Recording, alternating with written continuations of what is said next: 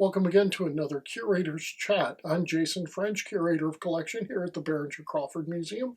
Today we're in the library and we're going to continue our discussion that we started a few weeks ago with our guest curator, Joseph Andrews, and Mike Malone as they discuss Appalachian folk art. Today they're going to be discussing quilting in particular. Thanks, Jason. What we have here today are some quilts. Oftentimes when you think of Appalachian folk art, quilting is synonymous with the Appalachian culture. I'm here today again with Mike Malone from the Urban Appalachian Community Coalition, and he's going to talk to us a little bit about some of the designs and maybe some of the artists that created these quilts. All right.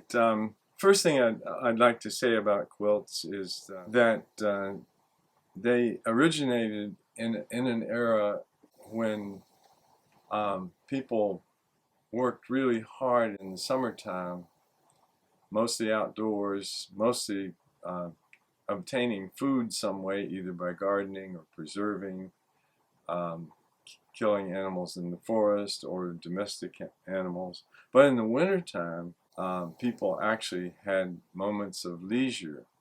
And one of the things that especially women did was quilting. And quilts, of course, had patterns.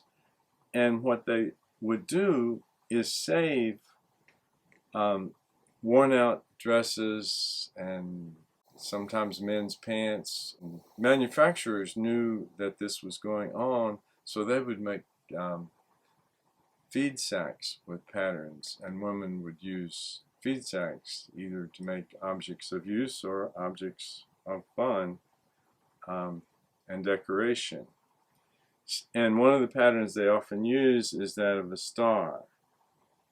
And there are, I'll say, more than a dozen types of stars. There's an Ohio star, for example, which looks something like this.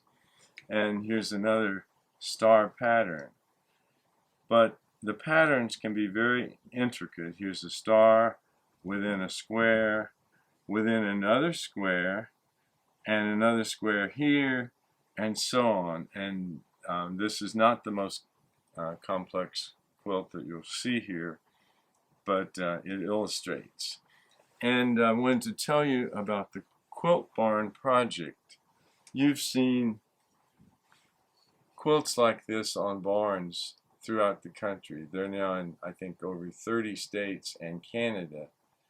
And a family in Adams County, Ohio, Donna Sue Groves and her mother, started this project. And I was Donna Sue's supervisor, so I have a personal involvement with this. One day, Donna Sue Groves' mother, Maxine, who was the best known quilter in this part of the world, Appalachian quilter, I should say, she went out and sawed up some squares of plywood and managed to get 4 quilt patterns on this. So this is a sample. And each of these is a traditional quilt pattern. And Maxine made a larger sampler, which became the basis of all of those quilt patterns that you see on barns in now 37 different states, I believe, and Canada. This is an example of how folk art can become part of community life and unify people. And so that's one way that this very traditional folk art has, in a way, come into the mainstream of American life.